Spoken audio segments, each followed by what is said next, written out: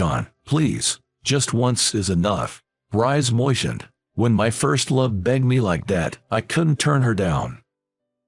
All right, but I have to warn you, I'm not experienced in this sort of thing. I might not do it well. It's the truth. For the entire 32 years of my life, I have had absolutely no experience in love. Who would have thought, a guy like me, being asked to take on such a big task by the stunningly beautiful Emma? My name is John Miller. I'm a single man turning 32 this year. Right after graduating from university, I started working for a medical device manufacturer, where I'm still employed. I've always been good with computers, so I wanted to utilize those skills at work. However, recently, I was transferred from an administrative position to sales. According to my boss, it's good to have experience in various departments, but frankly, I wasn't happy about it. I've never been good at socializing, and I felt I could perform better in an administrative role. Honestly, I think this job change completely ignored the principle of right person in the right place. Plus, there's a male coworker named Alex in the same department who always seems to have it in for me, making the environment extremely uncomfortable. John, you're really useless. Your sales performance won't improve if you keep that gloomy face, Alex would say, scoffing at me. Alex, who is highly educated and handsome, is consistently a top performer in sales. Haha, I'm trying my best, but it's not going well. Sales is simple. Just keep talking, and you'll sell. I really can't understand why you can't do such a simple thing, he said, laughing at me. Alex even has a certified public accountant qualification and is truly an excellent talent. Everyone agrees that if things continue this way, Alex will become a company executive in the future.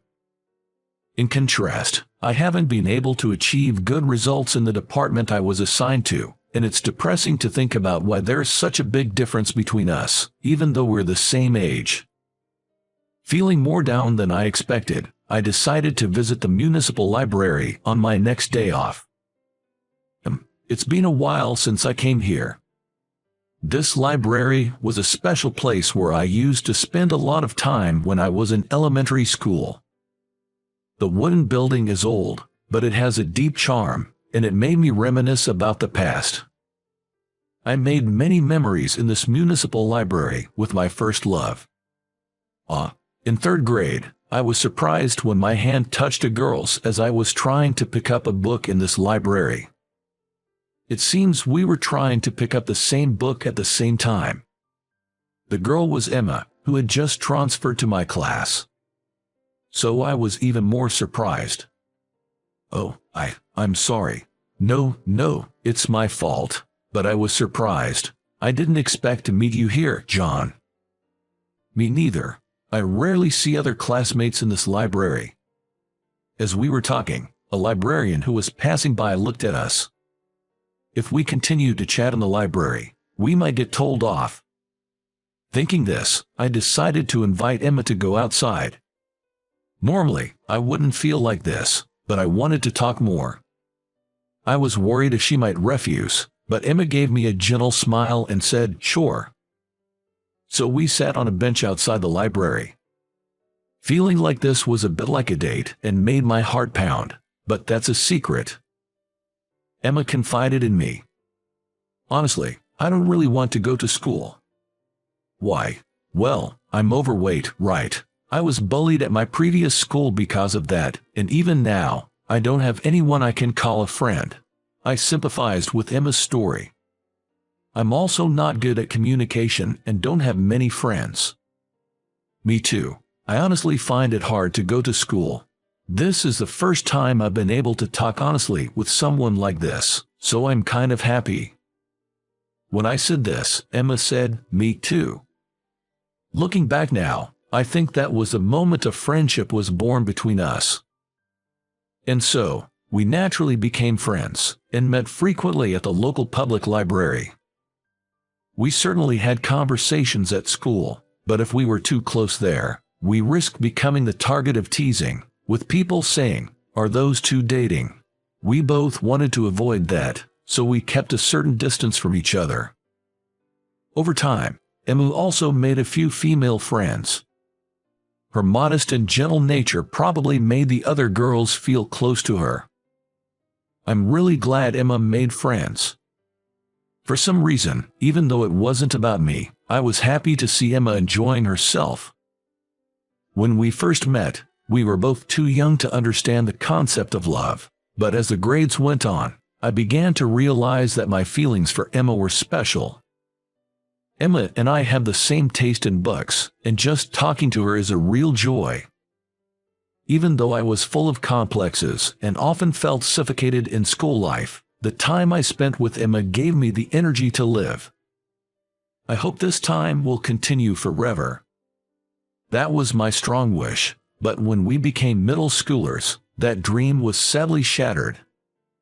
In fact, two changes occurred for Emma and me when we entered middle school.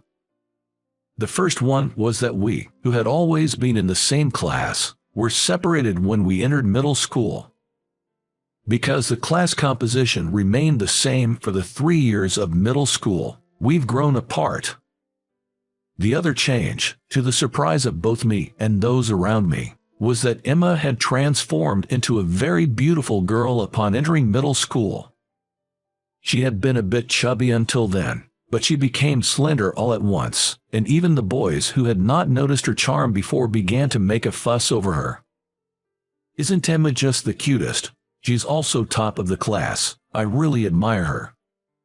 Watching Emma become the object of everyone's affection, I had mixed feelings. I'd always thought Emma was cute, even when she was chubby. She'd always been self-conscious about it, so seeing her gain confidence was a good thing. However, seeing Emma becoming more popular, more unattainable, I was hit with the fear that our time together was coming to an end. Sure enough, when we got to middle school, the studies got tougher, and with the added pressure of extracurricular activities, we both became busier. The frequent visits to the public library that we used to enjoy in elementary school became a thing of the past. But still, we managed to arrange a meeting at the public library and had a great time. We haven't had much time to hang out since starting middle school, have we? Yeah, and we're not even in the same class anymore. It feels weird. But we should try and come back here when we have some time. With those words, Emma gave me a warm smile. Our friendship was forever. I felt relieved thinking that, but soon enough, my feelings were shattered. John, can I talk to you for a sec? One day during break, I was suddenly called out by a guy in my class named Jack, which surprised me. Jack was good-looking, the ace of the soccer team, and one of the top guys in the school's social hierarchy.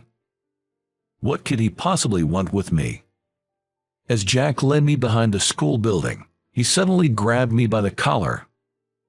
Confused and not knowing what was happening, Jack spoke to me in a harsh tone. You've been hanging around the public library waiting for Emma, huh? I've got my eye on her, so don't try anything funny. Listening to Jack's words, I was shocked. It seemed someone had seen Emma and me meeting at the public library. I tried to defend myself, but Jack was not in a mood to listen. Do you really think someone like Emma would give a guy like you the time of day? Know your place, man. With that, Jack let me go, and I fell to the ground. Jack walked away as if nothing had happened. I was left sitting there, stunned and shocked by what had just happened. A school hero like Jack was interested in Emma. In such a situation, it felt absurd for me to ask Emma for friendship. Emma was always kind to me, but I couldn't help but deep down she may have been annoyed. That night, I cried myself to sleep, my mind filled with thoughts. From then on, I stopped trying to interact with Emma. I used to pass by Emma's classroom, go to the public library whenever I could, but I stopped all that to keep my distance from her. The school was full of students, so naturally, the interaction between Emma and me decreased dramatically. We passed each other in the hallway from time to time, but we stopped greeting each other. Although I felt lonely, I accepted the situation. Emma's father was a practicing doctor, and she was a true lady and the school's princess. There was no way she and I could ever be together. If that's the case, it's better to give up before my feelings of affection become any stronger. And so, my first love quietly came to an end. Since then, I never dated any woman. Heck, I didn't even fall in love with anyone else. I grew older, all the while remaining utterly unacquainted with love. Still, it's undeniable that even now, I can't forget my gentle feelings for Emma. People might laugh at me for still carrying that adolescent crush from middle school. But the feelings I never expressed and kept sealed away never faded in me even as I became an adult. With these bittersweet memories of Emma, I decided to visit the city library, where an unexpected event occurred. Shockingly, Emma was at the library. Our eyes met, and we froze for a moment.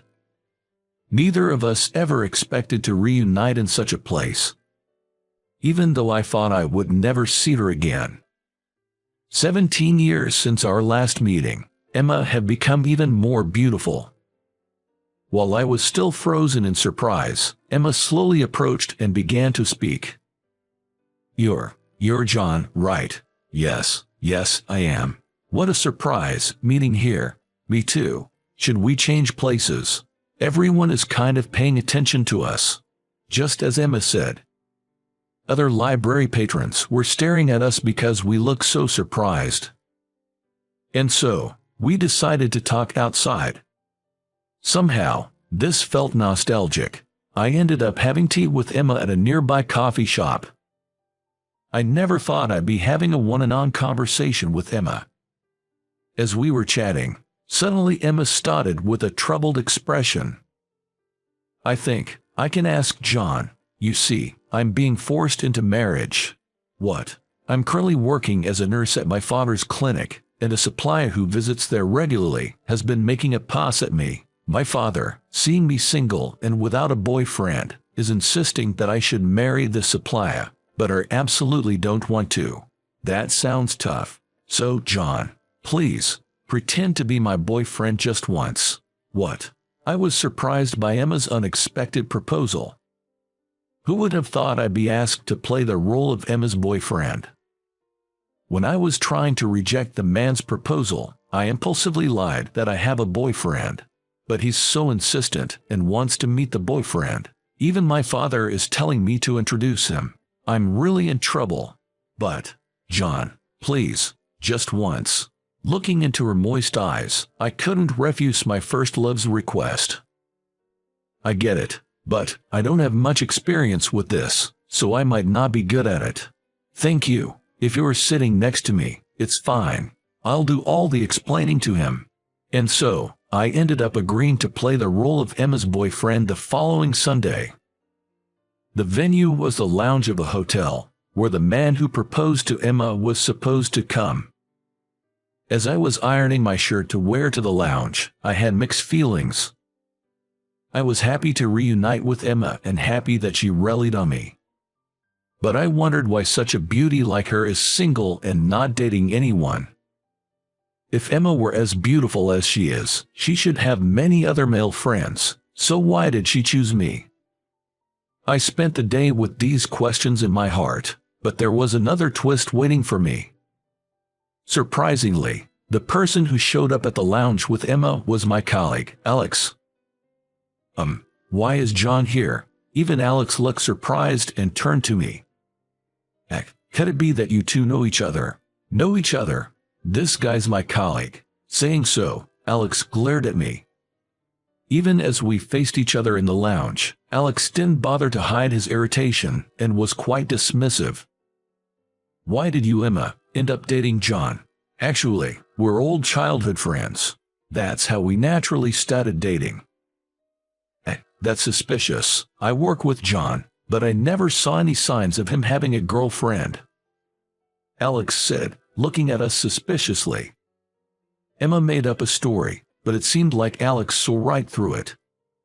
Could it be, Emma, you wanted to turn down my proposal, so you asked John for help. No, that's not true. But you two, despite supposedly being lovers, are distant. No matter how I look at it, you don't match. Upon hearing Alex's words, old memories flashed back. During middle school, the words showered by Jack echoed in my mind.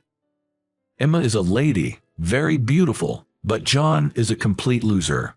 No matter how I see it, there is no way Emma could love John. Stop putting him down any further. Not expecting Emma to raise her voice, Alex and I were surprised and looked at her. Emma's cheeks reddened, her eyes watered, and she trembled. Alex, John is a wonderful man, more than you think. I love John, and I won't allow anyone to insult him. Even if it's just acting. To think Emma would defend me. While I was touched, Alex opened his mouth, looking uncomfortable. Got it, Emma. I'll give up on you. You two, enjoy yourselves. Saying that, Alex got up from his seat with a displeased look and left the lounge with incredible speed. As Emma still had tears in her eyes, I suggested we leave as well and decided to let her cool down in a nearby park. I sat her down on a bench and handed her a handkerchief. Emma, thanks for defending me. That was quite the performance. It wasn't an act. Surprised by her words, my eyes widened and Emma began to speak. I've always liked John since long ago. When we got to middle school, I felt like I was being avoided, so I thought I had to give up. But I couldn't like anyone else but John. The reason I asked you to act as my boyfriend this time is because I really wanted to be connected with you in some way. Upon hearing Emma's words, I was struck with a huge shock. Could it be that Emma felt the same way about me? I decided now was the time to tell her how I really felt, and I opened my mouth. I'm sorry, Emma, for avoiding you, but truth is, I've always had feelings for you. But why did you avoid me, then? Because you became so beautiful, I thought I wasn't good enough. That doesn't matter, you were the only one who was kind to me even when I was overweight. Actually, I started dieting because I wanted you, John, to like me. 17 years passed since that misunderstanding, but it was now cleared up all at once. We laughed together, and before we knew it, we were in a strong embrace. It was a passionate embrace that seemed to fill the 17-year gap. I won't ever let you go, Emma. Thank you. We've had a big misunderstanding, haven't we? Yes, but don't worry, we have much more time ahead of us. That's how we officially started dating and got married a year later. I quit my job on this occasion and started working in the administration department at Emma's family hospital. Emma's dad congratulated us on our marriage. When we got married, I had a conversation like this with Emma's dad. I can trust you, John, to take care of Emma. Thank you. After losing my wife and having to raise Emma by myself, I felt quite rushed. I once recommended she marry Alex, who used to visit us often, but I guess I need to be more discerning. I never expected him to get fired. That's right. Alex, after being turned down by Emma either out of desperation or recklessness, approached many women at his other clients, which led to numerous complaints, and he ended up losing his job. The important thing is not how others see you, but how you two feel about each other. You and Emma truly love each other, so I'm sure you'll make a good couple. I think so too. Because we're not connected by appearances or status. We're deeply connected by our inner selves. That's why, no matter what happens, I'm confident I will always love this woman who was my first love.